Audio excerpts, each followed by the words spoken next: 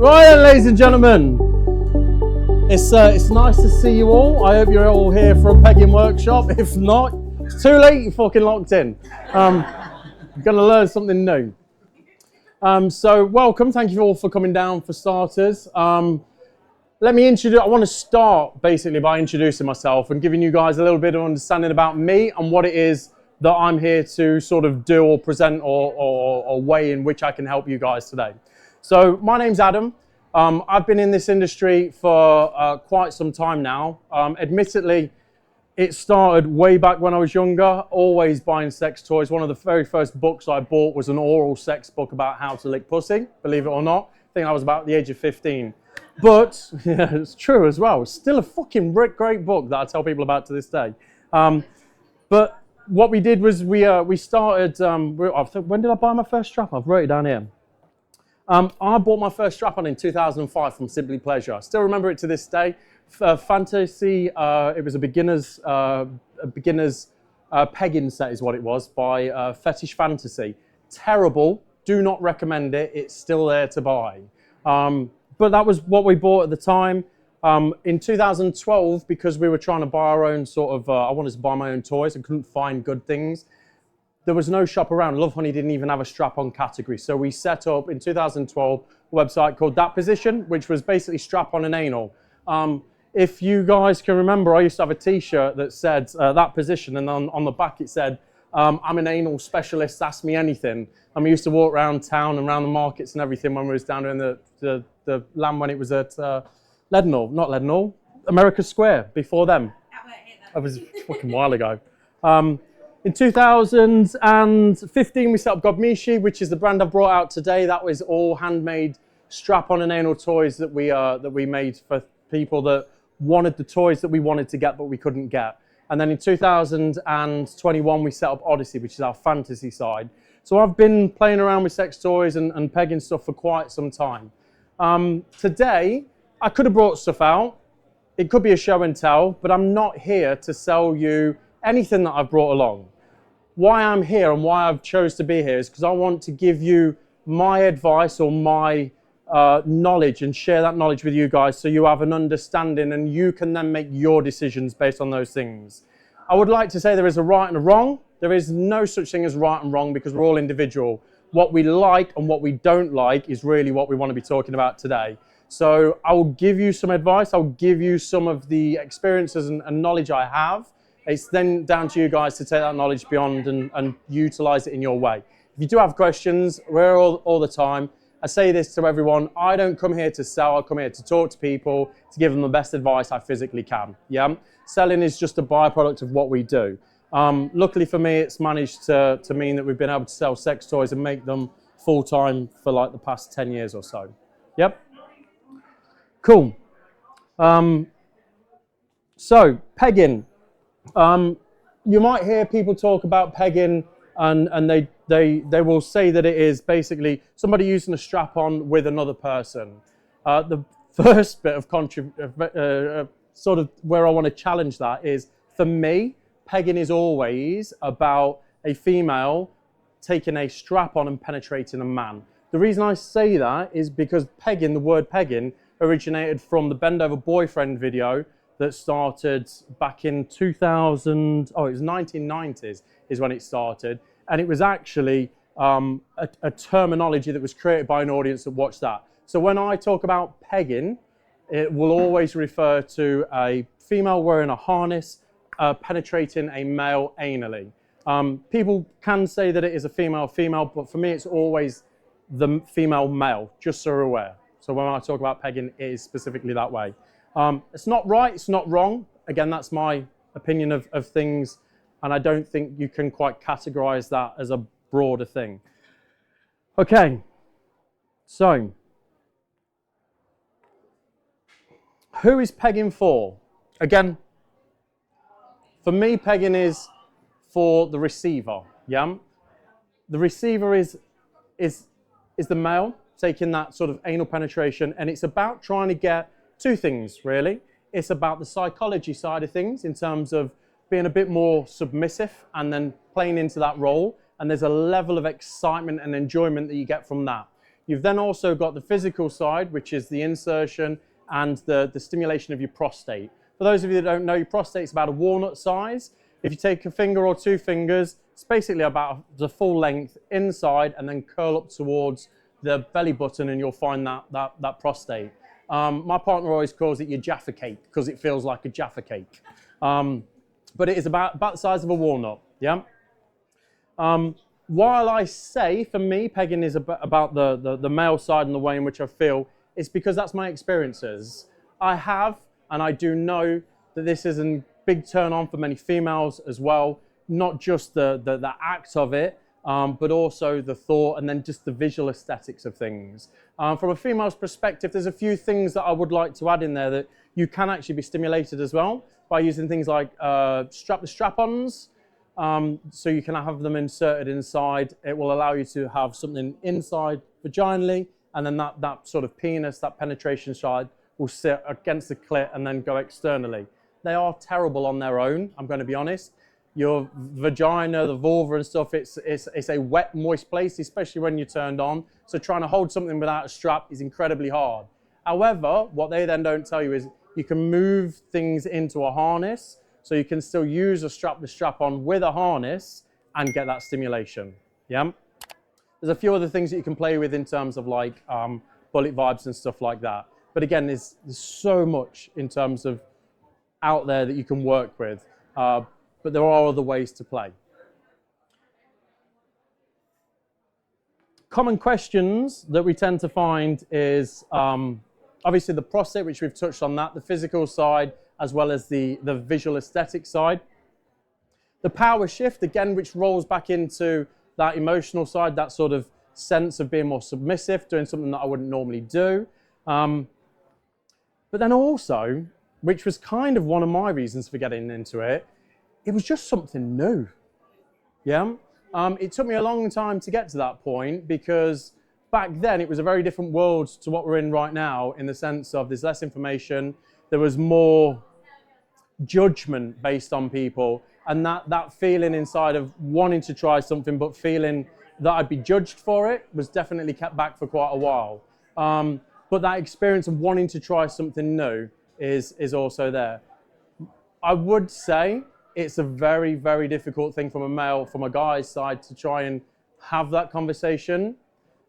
There are good ways to have that conversation, and those would be things like if you find an article, a blog post, showing that to your partner, or if it's the other way around as well, if it's your partner showing you something like that, and letting them read through it and having a conversation.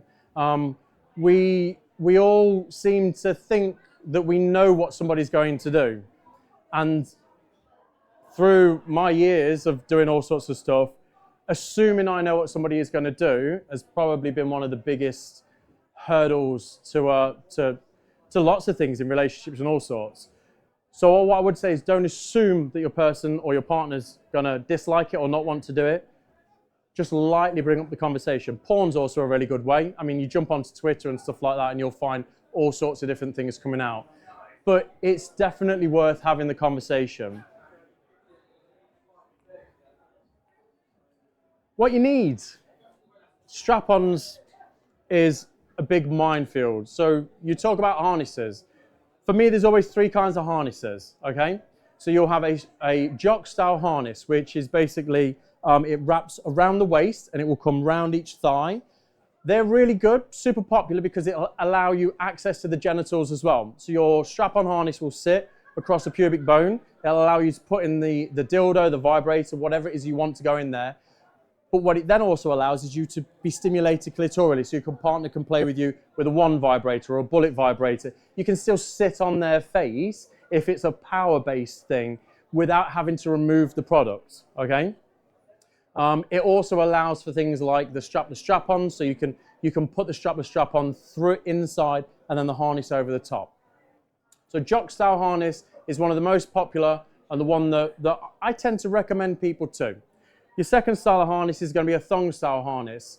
They look really pretty. They're very much like a normal thong. However, they come with limitations in the sense that you do not have access to the genitals. It's not like a thong. We can't just pull it to one side. it's strapped in and it's strapped around. So when it sits on you, it's less likely to move.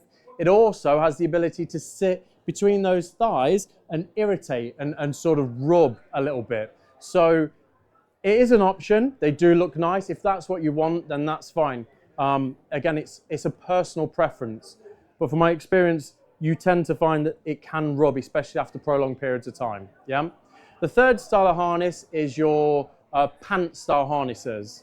Pant style harnesses are really nice, super comfortable, look like a pair of boxer shorts or briefs and things like that. Again, they limit the access to the genitals, but the biggest hurdle with those as well is they stretch a little bit over time.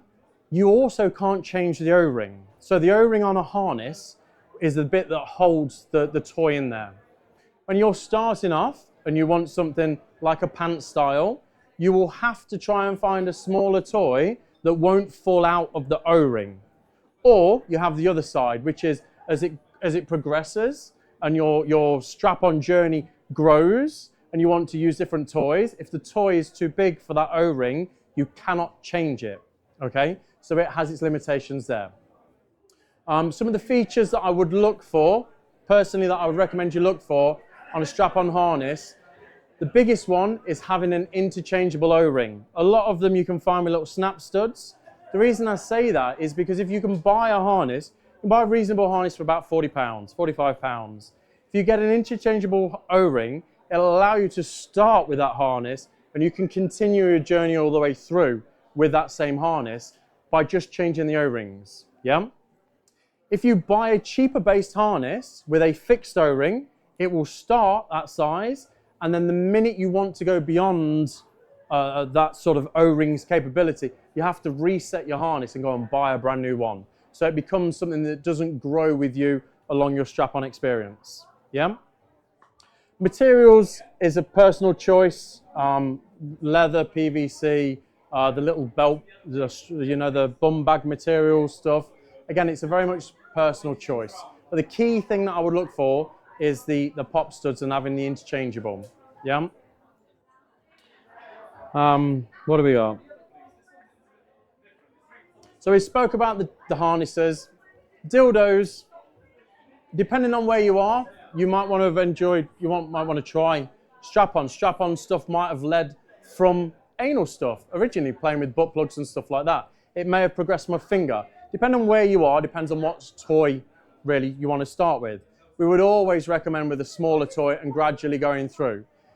The three biggest things that I get from people in terms of disliking strap-on play is always your eyes are bigger than your butthole.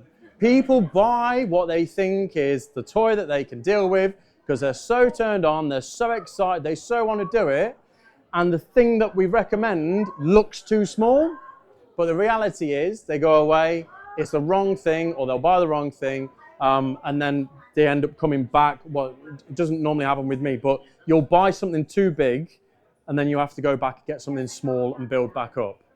The anus is two muscles. It's about an inch in length. You have half an inch that pulls in and half an inch that pulls out. You have to work that muscle. That muscle has to work through relaxation. You enter in an environment and experience that you haven't enjoyed before. It's going to be fucking super tight and super hard. And I've been here, I've done it. I fucking know that you just want to shove like fucking milk bottle, jam jar, whatever. Like you just want to put it in. But it doesn't matter how big or how small to start with. It is always difficult, okay? So you have to get into that relaxed position, that enjoy it. Start small or at a size you're comfortable with if you're playing with butt toys already, and then progress through, yeah? It's not a race. You can get as far down that line in terms of sizes you want to go, but start with somewhere that's comfortable. Because if not, it will cause pain. If you start tearing and ripping and things like that, then it's going to cause you some other problems. What I'm also going to say to that is do not use any of these anesthetic numbing creams, yeah? Don't use them because you don't know when you've hurt yourself. You don't know when the pain's there, and that's then going to potentially cause bigger problems a little bit further up the line, yeah? You might not feel it at the moment, but 2 days after, when you walk in like you've literally been bummed all night, you probably have, but and it's sore and painful for a good few days, that will put people off, and it does put people off. Okay, so size, making sure you get the right toy. The other thing is lube. The amount of people that just don't understand to apply lube. Apply it when it goes in the harness. Apply it before it goes inside you. Apply it as it's inside you. Just continually keep applying lube. Sebastian the Crab in the fucking Little Mermaid said it the best. It's better down where it's wetter. Take it from me, right? And I'm telling you now, it is gospel truth. The more lube you use, the more slippy slidey it is, the more enjoyable it will be. What you will find is that if you're going for a bit of a longer session, that lube will have worked its way inside as well, so it actually sort of stays there a little longer. But just continue to play. It's cheap as chips. It makes the experience so much more enjoyable. Yeah. So, with the majority of the toys that you'll find on the market that we recommend, there would be silicone. So what I would recommend is, we say a water-based lube, but more specifically, I'd recommend a hybrid, so a water-based and silicone mixture. The reason being, water-based is great, but it can be a little bit tacky after a while. The hybrids tend to be better because the silicone bridges that gap between the tackiness. The water and the silicone base together have this way of binding, so it still becomes tacky, it still becomes really slippy, but not tacky after a while. But it also doesn't have the ability to migrate into the silicone toy like a silicone oil would. Yeah. So hybrid is definitely the way that I'd recommend people go. So Liquid Silk's a good one. Spunk used to do a really nice hybrid one as well. I tend to steer clear of ID glides and things like that. I'm just not a fan of the materials. Yes, lube does a lot of nice things as well. But a good hybrid lube will make that experience better. Time. This is the other thing. Time. People want to rush into this. I explained this before, like just want to go, so excited. It takes a little bit of time to make that environment, make that person a bit more relaxed. If you are the receiver, you won't notice this. If you are the giver and you put your fingers in someone's bum, you instantly know how tense they are, because they will break your fingers with how tight the fucking butthole starts to squeeze, okay? So it's this time thing and a conversation that happens between people, yeah? Take your time. When your partner asks you if you're okay, there's usually a reason, because your butthole's cutting off circulation to the fingers, and they can sense that you're a little bit nervous, a little bit uncomfortable. So again, it's this constant time thing. Breathing and just relaxing into the moment is really easy for me to stand there and say, but when you're face down in a pillow and your arse is up and it's the first time you've ever done it, it's a very different story. But take your time and just enjoy it, experience it. Poppers is a personal choice again. Poppers, the thing with poppers is it speeds up the process. So from a first time position, I wouldn't recommend poppers, because what that does is that puts you into a state of relaxation temporarily for a very short period of time.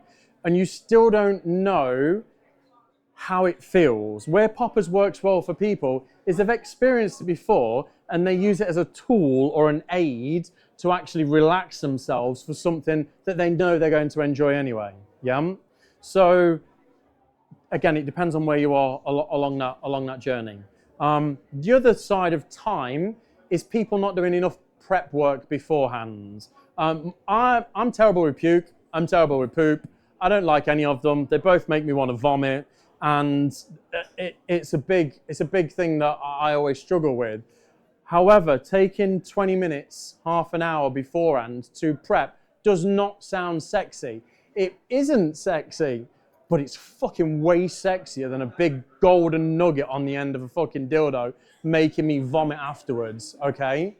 So again, I've done both sides, yeah? And the enjoyment and the relaxation comes from a little bit of prep work, a little bit of time to douche, and clean. It doesn't have to be, we're not talking colonic irrigation, we're talking just a small amount of douching. I'm not going to touch on that too much. If you guys want to ask questions or search it, you'll find a lot of stuff online. But the douching side and the rushing also can run you into some other issues, which I'll talk about later. Sorry, I have everything on an iPad here as cue points because I'm terrible at talking about so much, and I'm trying to keep it all into 45 minutes for you all. So we spoke about the communication. Communication's super important, yeah? Taking your time, communicating with your partner. People say about having like safe words and things like that, yeah? I would recommend not having a safe word, but having a way of knowing when your partner needs you to take your time or slow down or something. Because it's really easy to misjudge a moan of pleasure with a moan of fuck that hurts, because that's not necessarily at the moment in time the words that's going to pop into your brain. And it can quickly change as well from pleasure to pain. So this constant communication backwards and forwards with your partner is always good. What I would say is, as a giver, so the person with the strap on, try and instigate that conversation. And the reason I say that is you have a visual awareness of what's happening. You can see, hear, and often feel what's happening. The person that you are paying can sometimes be so focused in their own head about trying to relax, about trying to enjoy it, how it feels, what's going to happen, is there going to be poop when it comes out, is there enough lube, should I be bigger, should I be smaller, is this sexy, does she like, it's not a thing that they're going to instantly think about communicating back, especially at the start. So my recommendation would be, from a giver side, just make sure that you instigate that conversation, yeah? Because it's all too easy just to think that they're fine because they've not said anything. Again, it's this conversation and not assuming, okay? Warming up, I've mentioned about it's a muscle, we've got to work that. That warming up process for somebody that hasn't experienced anal before can often be a bit more time consuming. Little butt plugs, fingers and stuff like that. So starting with one finger, going with two fingers and staying around there, just playing with the prostate. What you'll find is it will allow that partner to understand that sensation and that feeling. And when they can understand that, that gives them the recognition to go to for when it next happens. It's not something to fear. It's an enjoyment that they can recognize and remember for the second time. So it becomes easier and easier and easier the more you do it, okay? But still always go through that warm-up phase. If you finish with a toy this size, still start with a toy this size until you find that you can keep moving through, okay? Even mistresses that I work with and that we know, they will still take people through a progression from smaller stuff to larger stuff. They don't ever go in with people at the toy that they want. There's a progress and a progression of warming them up. So it's a muscle, so it becomes enjoyable. So you're relaxed, okay? Beginner-friendly positions. Depends on how comfortable you feel staring into your partner's eyes.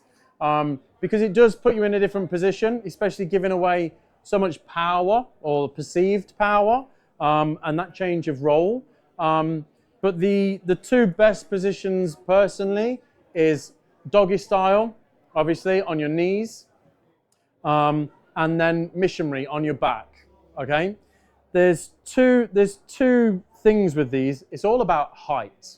If you're on your knees with a smaller partner, it can be quite difficult to sort of keep spreading your legs further and further and further, and then your knees and your legs are so far akimbo that you're practically touching the bed that it becomes a problem for yourself, okay?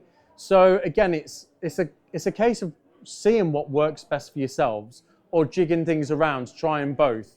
If you turn it around the other way, so you're laid on your back, we've got a few other issues in the sense of you're so low that you need to lift yourself up. So this is where we'd always recommend having like rolled up towels, pillows, Or you can get some great sex furniture. We have like a Liberator. They do these Liberator wedges, and they're great memory foam sort of furniture that you can stick under, and it will lift your ass off of a bed, and it just makes the whole experience for everybody a bit more enjoyable, okay? However, like I said, that side is a bit more eye contact, so if that puts you off, just put a pillow over the face. Fucking go at them, yeah. But again, it's working with and experiencing this thing together. It is, and you'll find with different people at different times, the need is different. So don't always assume, yeah? You'll hear also people say spooning from the sides. That's a lot easier said than done. Like spooning, when you're trying to hold yourself on the elbow and you're going this way and stuff, it puts a lot into your hips, and it's a lot harder than it would be in missionary or on your back or doggy. But it is another nice position that you can use if you've got the energy and the fucking core power for it, to be honest with you. It's a lot easier this way than it is like this way. But again, those would be the three key ones that people would gravitate to that make it easy. Yeah.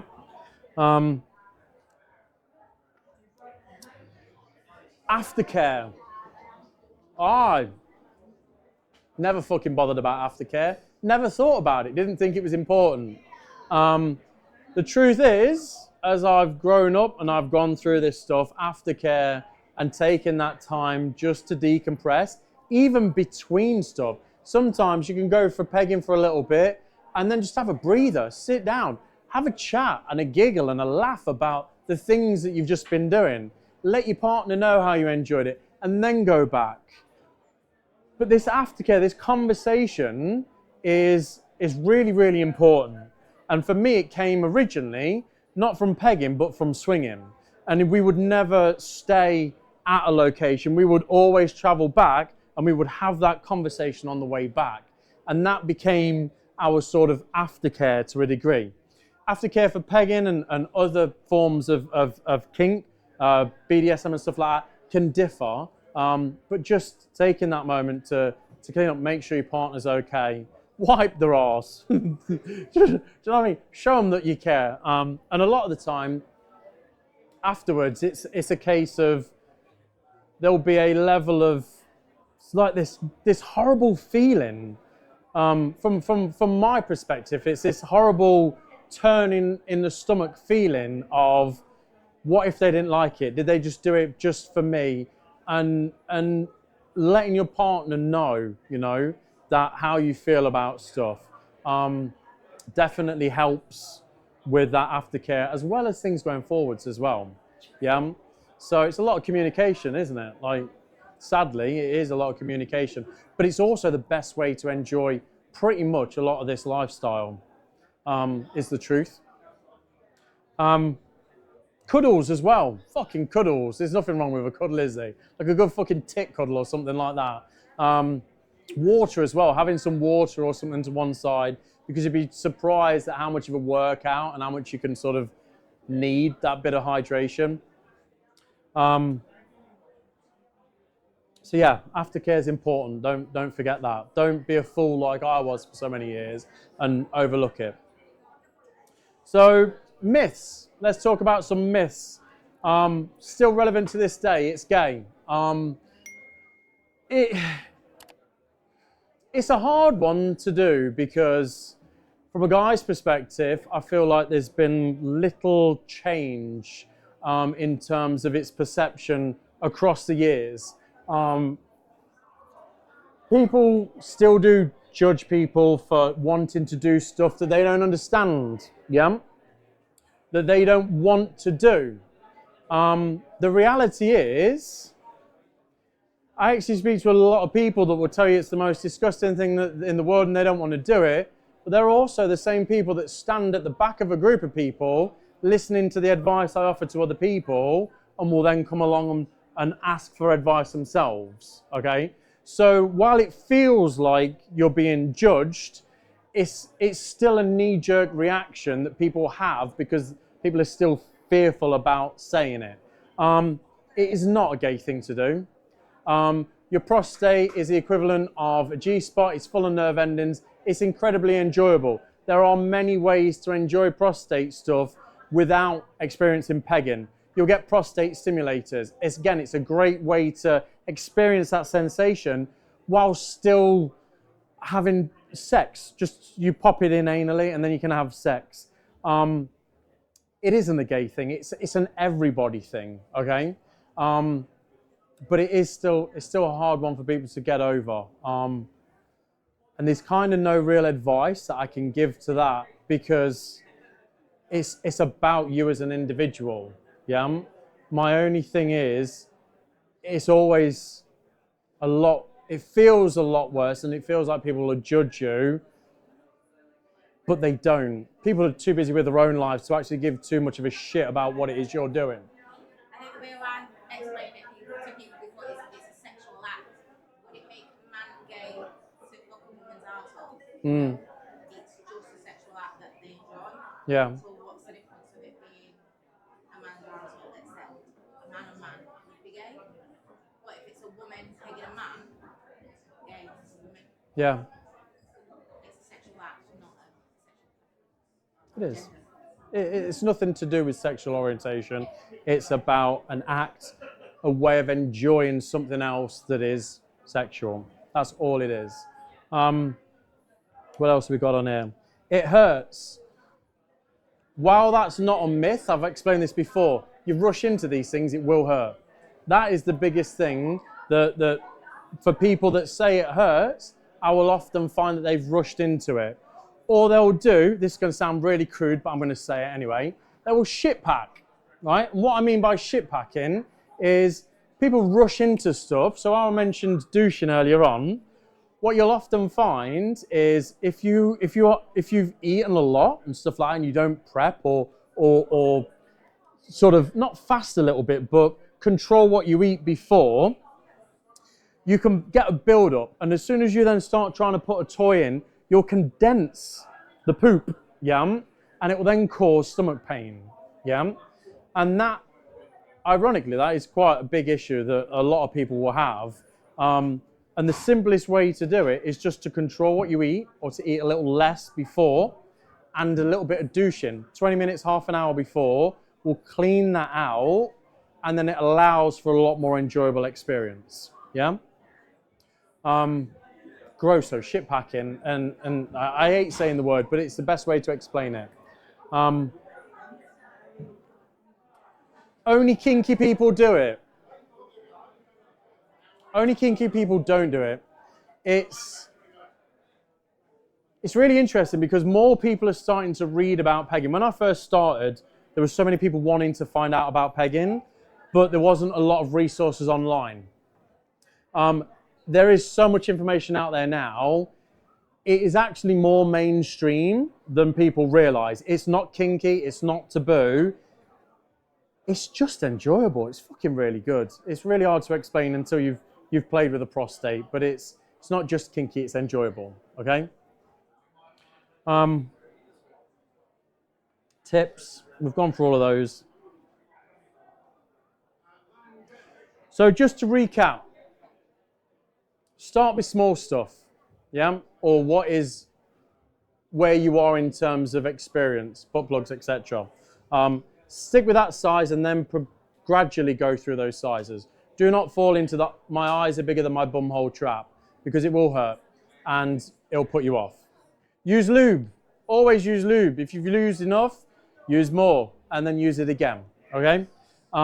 Communication as well and taking your time. Making sure that there's that constant communication backwards and forwards really helps. It really does.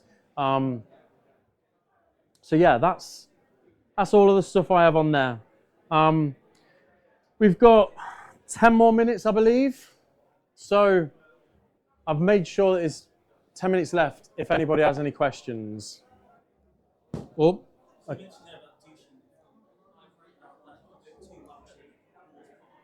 Correct.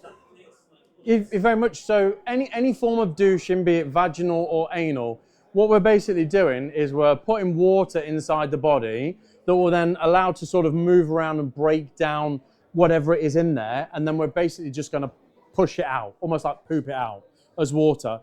It can cause issues if you do it regularly, and this is the key, yeah? Or if you're using like fucking Lynx Africa and you're filling up your douche bottle with Lynx Africa and you're farting out bubbles and stuff in the toilet, then that can start to cause issues because we're taking the good bacteria out of both those parts of the body and when it's not giving itself enough time to be replaced. So douching is good and does help, but if you do it too often, then it will cause an issue, yeah? I think not the guidelines, but the general NHS thing is anything beyond once a week is considered too much. Yeah? Bye. Yeah. So enemas are the same as douching. So in terms of douching, we've got loads from like little, my partner always calls it a little light bulb. So it's like a upside down light bulb with a bit of a syringe thing. You can get shower douches that are hook on. There's all sorts of different ones, but an enema is a similar version of a douche. Yeah. Just multiplied, or would you recommend some sort of? So me personally, I'll do like a Dove, like a little Dove or a pH balanced soap, and I only use a little bit just to help break down stuff that's in there for the first one. So douching, I would normally do sort of 3 to 4. First one will tend to clean out the majority, and then the second one would just be water and stuff because we've broken down bits. But again, that's also, if I'm honest with you, a thing because the poop, the vomit and stuff like that, the smell is a big thing for me. So like I practically swim in deodorant and aftershave and stuff like that. So the idea of just using water actually petrifies me. So while I know that it's probably not the best thing, I would rather my butthole smell like Dove than butthole, if I'm honest. But again, that's my personal thing. So, how frequently would you recommend someone engages in a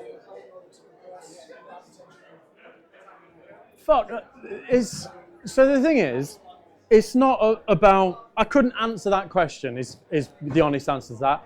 I couldn't say how frequently should somebody do that because it's a difficult thing. We all live different lives. We all have different families, jobs, and commitments, yeah? We might want it every day, and we might want to do fucking anal August or something and try for once a week, but the reality is it will struggle. So it's very much a case of what is it you feel comfortable with. Oh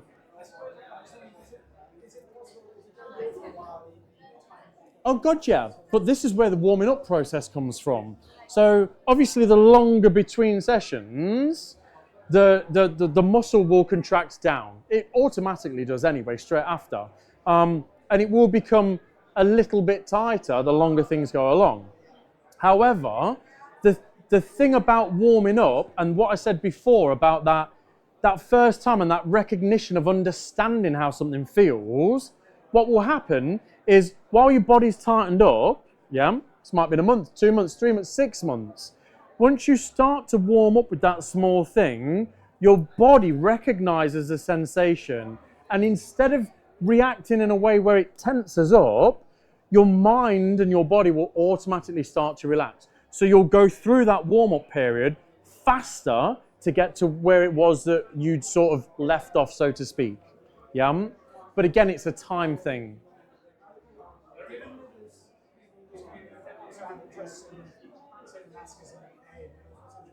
Is pain when engaging with them always a bad thing? So, personally, with anal, given what it is and the area that it is, anything pain-wise, I wouldn't advise, even from sadomasochists, for one reason, because if you cause tears, anal tears or anything like that, we're talking about a part of the body where waste is going out, yeah? So I wouldn't recommend it because it's easy to tear those sections and to potentially cause other issues accidentally, yeah? So if it is a sadomasochist thing, then I'd say beat the shit out of somebody some other way and inflict pain in a different way, that the pain is controllable, or the cuts or the bruises and things are manageable, and you can keep an eye on them, if that makes sense. Anything anal worries me. So one of the things I had before when I last did a talk was about people shoving things up their arse and what happens if something got stuck up there, right? And it genuinely, I remember saying to someone, it depends on what it is, yeah? If something's got stuck up there, you've managed to get it up there, don't panic is the first fucking thing, yeah? Try and get it out. If you can't, then still relax, and then call not 911, or the twos or whatever it is for the non-emergency. If it's Barbie's head that's stuck up your arse, and it's got a pointy nose or anything like that, then go straight to A&E. Because the idea of something sharp or pointy perforating your bowel, that's bad. That's bad news. Don't be worried about fishing it out, because you potentially cause yourself more harm through panicking trying to get it out than you will do just by going to A&E and just going through that embarrassment. Yeah, it's far better to be embarrassed and get them to take it out than it is be embarrassed and in a fuck ton of pain because your perforated bowels leaked into the rest of your body. Yeah. Please don't use Barbies. They have, yeah. They're going to have a fucking giggle. You'll have a giggle. Everybody has a giggle, but it's far safer for you to take that time. So yeah, but that's why I wouldn't recommend the pain there. How long have we got? Another 4 minutes. Perfect. Is there any more? You mentioned 3 strap-on styles. How about the ones that go around the thigh? So they're a strap round product. So you can put them on a thigh. They're still a really good toy. The problem with those is it's not a problem. It's a different way of playing is the best way to explain it. With a strap-on harness, the person wearing the harness is the giver. They're still sort of part of that process, yeah? And they are actively penetrating, holding your hips, banging away, or teasing, playing, reassuring. Anything that's strapped onto your thigh, you are the instigator. You are the person that has to control the speed. Doing something like this is not easy when you're laying on a bed. And it's very difficult to do if you're sat on a chair. Sorry? You could pump up an airbed, be bouncing up and down on a little airy camp bed until it blows up. But they are good, again, a different way of playing. From my experience from wearing thigh harnesses and stuff like that, it can also cause a bit of fatigue in your thigh. We got one that we have a vibrator in the base of. My partner loves to grind real hard, and it fucking hurts after a while. Whereas anything sort of across the pubic bone is a lot more comfortable and got a lot more longevity in terms of how long you can go for. Yeah? Do we have any questions this side? Oh, look at that. Wonderful. Well, thank you very much, everyone, for coming. I hope you've...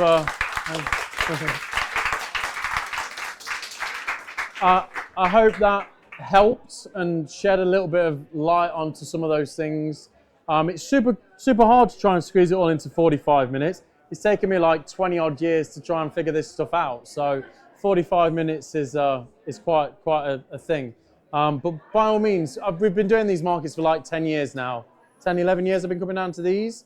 If there's anything that you wanted to ask, just grab me at a stall. Like I said, I'm here to just offer people advice. And it is exactly that. It's my advice and my opinion.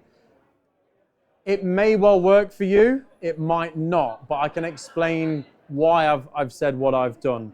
But your experience is yours to have. And hopefully that information can help you navigate some of the potholes and the pain points and the sad moments that I've had to do without the advice. So yeah, thank you. Enjoy the rest of your day, and we'll see you all soon.